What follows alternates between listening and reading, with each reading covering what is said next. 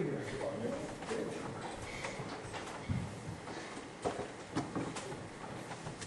This week we're going to talk a little bit about the kingdom of God. Last week we talked about revival. And we said ultimately for our church to grow we need to have a revival from within. That means that everybody has to examine their own lives and figure out what sin's in your life and deal with that sin and try to flesh it out so that you can get closer to God.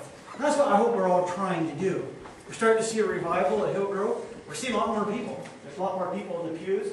I remember a couple of years ago I could look at this side and there'd be 2 or 3, and this side there'd be 2 or 3, and I'd be standing up here going, phew, where's everybody else? And we've had a lot more people come, and we're thankful for that, but we also had to be faithful. We also had to realize that when we clean up the inside, other people want to come and see us. They want to know what we're doing and why. And we have a really good testimony here, but we need to keep working at it. And I got thinking, when you go out in the world, do we not see an awful lot of different worldviews? Anybody know what a worldview means? I think all of us look through the world with glasses or lenses. My wife told me that I got to go to get my eyes tested again. And they sent me a little note. They said, you're overdue, of course, and they want your money. But ultimately, I know how scary it would be if I took my glasses off and decided to drive down the highway. You ever see me without my glasses at nighttime? Hi. I'm an absolutely terrible driver to begin with, and I can barely see who Reginald is from this distance. At nighttime, it's worse. As soon as the light comes, I'm done. I can't see anything. Can't see the road, can't see the ditch. It doesn't make any difference where I'm going because I can't see it anyway. And the optometrist will give me a set of glasses. And when I put them on, I can see a little bit clearer. I can see people's faces. I can see who you are. I can see outdoors, for instance. It's really nice. People who live in the world have their own worldview. They look through their own lens. What you see in the world often depends on who you are. Everybody sees something different when they look outside. You've got different goals, different beliefs, different attitudes about who you are, about where you're going, about your life, about what you value the most. And when I do some research on it, I find the psychologists say this. Number one thing that determines what you value the most is your relationships. I think that's true. Did you know that the value that you place on yourself depends on your friends and your family? Family usually first. In other words, if I really value my family, then whatever they say about me as a person affects what I think about myself. If they tell me all the time that I'm useless and no good, I'm going to think that. I'm going to feel it. If they tell me I'm a really nice person, I'm going to feel that way. Now, for a lot of parents, that's awfully frustrating because kids don't always value their family. Sometimes they go out in the world, and all the relationships out there, that's what they value the most. That means that if they hang around certain people who like money, and that's the only thing they want in life, then that's what they're going to gravitate towards. That's going to be part of their belief system. If they feel everything is about just getting ahead and getting power and being in control of other people, that's what they're going to believe in. Whatever way I look at the world will depend on the way I act. And that's what the psychologists say. Once you get your relationships in grip and you know who is the most valuable, you'll take the belief system of whatever they have and you'll run with it. That's why you can go to my dad and ask him an opinion about the Bible. And 9 times out of 10, me and Dad share the same views on just about everything. Because for me, he was very valuable to my relationship. So was my mother. You could ask either one of them, and they would say the same thing. However, for other people, that may not be true. Your belief system mimics whoever you hang around. That is true. And from your belief system, you get value. In other words, what you think is the most valuable in life will depend on what people say about you. And what they think is the most valuable will be what you think. And then in the end, you're going to act accordingly. Whatever I value, I go after. If it's money, I'll work like the Dickens to get money. If it's power, I'll go after power. If it's prestige, I'll go after that. It doesn't matter what it is, but if my worldview says something's valuable, I'll go after it. And all my actions will be dictated as such.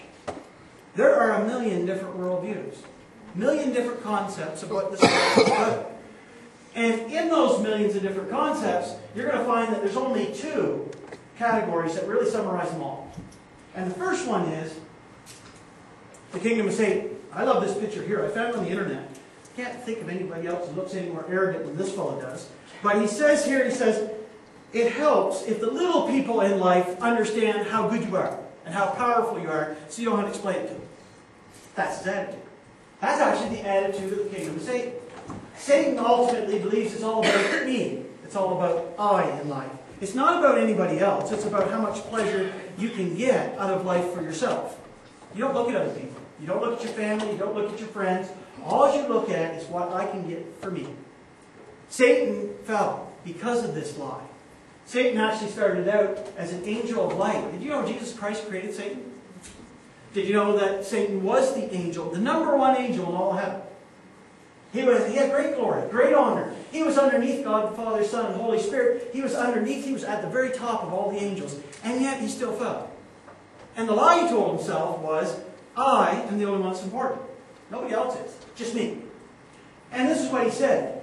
He said, you said in your heart, I would ascend to heaven. I will raise my throne to the stars of God. I will sit enthroned on the mountain of the assembly, on the utmost heights of the sacred mountain. I will ascend above the tops of the clouds. I will make myself like the Most High God himself. I will be better than God. But then God kicked him out of heaven. He thought he could be better than God. He was thrown out. And he's been mad ever since. Absolutely angry and just totally bitter about the whole situation. He thought, even though he was a created being, he thought he could be God. And when he found out he couldn't be, he got angry, bitter, and mad. And as a result of that, he said, I see all of God's people, all of these people created in God's image, and I want to take as many to hell as I possibly can get. So he's on a campaign right now. He's saying, everybody that I see who's born, I want to make sure they go to hell with me. Satan knows he can't avoid it. He knows he's going to hell. But he'd like to take everybody else with him. Because that's how much he hates God. He says, if I can't be in charge, at least I can take everybody with me. Misery loves company, after all. And he's hoping that he can get everybody with him. To do that, he's going to give us a counterfeit system. He's going to create a system that rivals God. And why Satan is so evil is not necessarily because he does evil things. You know Satan does an awful lot of good things too. The reality is he still knows how to be the angel of light. He still knows how to be good to people. He still knows how to do good deeds. Absolutely. Sure he does. And when he does these things, often we look at people and say, wow, they got it all together. They know what they're doing. Look, aren't they great and wonderful people? And we think they're good Christians. But sometimes they're not. You can do all the great things in the world, like Gandhi or like Mother Teresa. But does that really matter if you do not have the love of God? And the answer is no. And Satan would have you believe, well, do the good things, be a good person, and you'll make it to heaven. As long as you grab that lie and hang on to it, Satan's happy.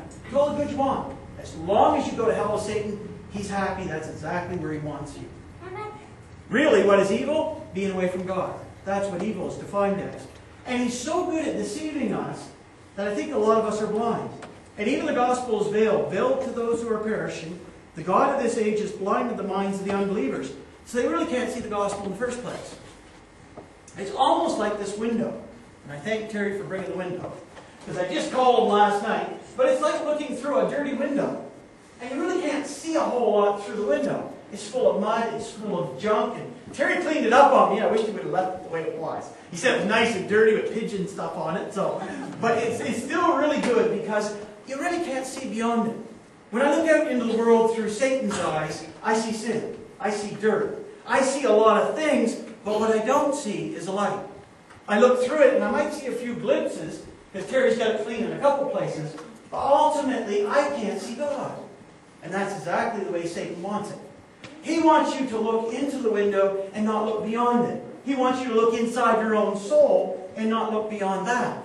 He wants you to gratify your own desires. He wants you to be God. And that's where he wants to keep you.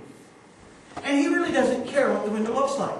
This window can have anything in it whatsoever. You can have any worldview you want whatsoever, as long as you don't bow your knee to God. He's happy. He's got you exactly where he wants you. Do you realize in Satan's kingdom there's so many different worldviews that ultimately it makes no sense that the kingdom can be together? If me and you want to be friends, usually we share same beliefs, and we can be friends.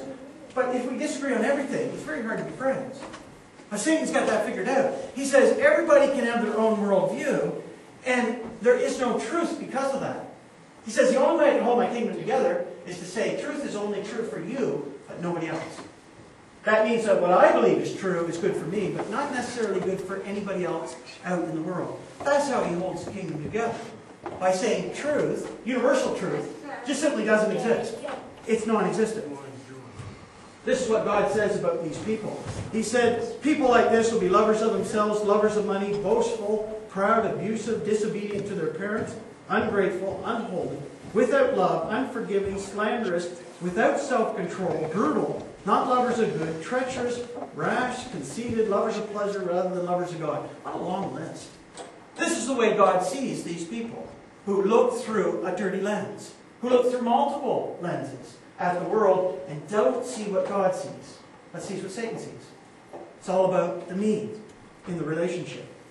And this is what God says. Because there's so many different worldviews, because everybody's looking through a different glass, we're not going to get along. The reality is the more my opinions differ from yours, the greater the chance we're going to fight. People like to get along with each other. They like everybody to agree with them.